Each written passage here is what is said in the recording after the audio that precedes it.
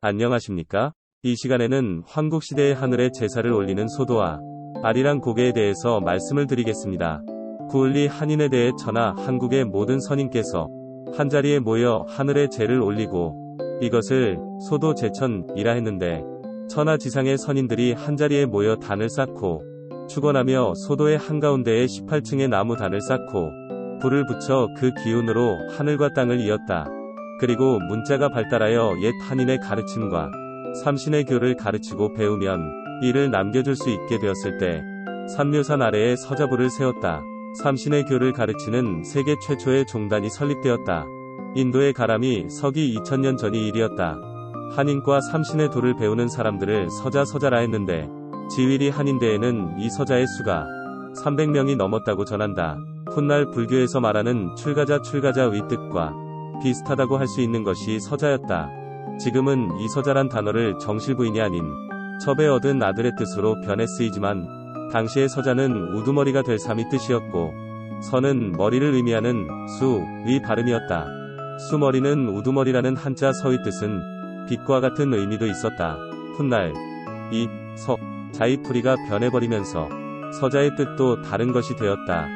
서자부는 오늘날 총무부와 같은 부서이다. 구을리 환인 때의 사람은 더욱 많아지고 청계 주위의 환경도 갈수록 한랭한 것으로 바뀌어 사람들이 살기가 점점 더 어려워지자 마침내 사람들은 아득한 옛날 백호가 해돋는 곳으로 가 준비해둔 그 땅에 대한 전설을 말하기 시작했으며, 어떤 사람들은 가족들을 이끌고 동쪽으로 떠나기도 했다. 정든 땅 1000개를 떠나면서 사람들은 돌아보고 또 돌아보며 남아있는 사람들에게 손을 흔들며 아루라 기억해줘, 생각할 거야 소리치며 고개를 넘어갔다. 당시에 안다는 말은 기억한다는 말과 생각한다는 말과 분리되어 쓰이지 않았다. 즉 안다는 것과 기억한다는 것은 그 뜻이 혼재되어 쓰이던 것이다.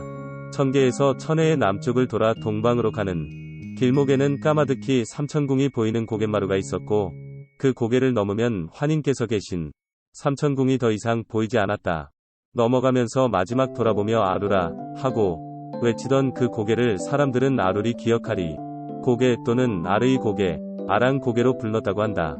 아랑 아르리 아르이고, 마침내 안파경께서 천계에 처음으로 하늘 백성의 나라를 여신 후 하늘의 일주기인 3000년 이참에 천계의 지덕이 쇠하고 천하의 기운이 동쪽으로 옮겨가므로 드디어 천신 역사의 마무리를 할 때가 오게 되었다.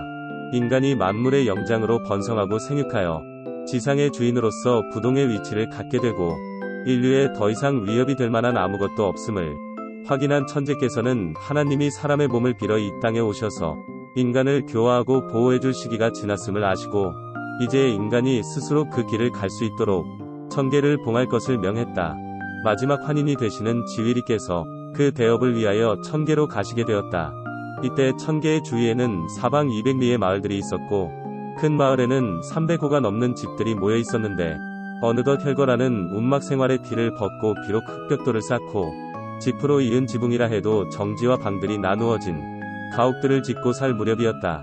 집집마다 여자들이 말린 3대에서 실을 뽑아내고 그것으로 배를 엮었으며 부족장이나 그 가족들은 신발을 신고 다녔다. 대부분 사람은 맨발이었고, 신을 신는다는 것은 생각을 못하고 있었다. 대대로 토숙이라는 대장장이 후손들이 쇠를 다루는 비법을 전수하여 굴이나 청동으로 갖가지 물건들을 만들었는데, 그 공방은 비밀로 되어 있어 보통 사람들이 그 안을 볼 수가 없었다. 거울과 칼, 각종 장신구나 장식물들을 금, 은, 청동을 사용해 만들었는데, 이러한 금속으로 만들어진 모든 물건은 신분을 나타내는 귀중한 쉼표로 쓰였다.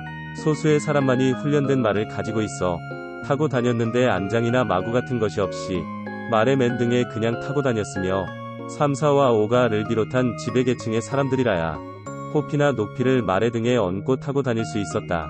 수레는 선대 때부터 만들어지기 시작했으나 바퀴와 축의 제작은 당시의 기술로서는 지난한 것이어서 극히 만들기가 어려웠다. 오늘날 인공위성을 제작하는 것과 당시의 사람들이 바퀴 만들고 그것이 잘 구를 수 있도록 축을 만들어 끼우는 작업은 그 기술적 난이도에서 비슷한 것이었다.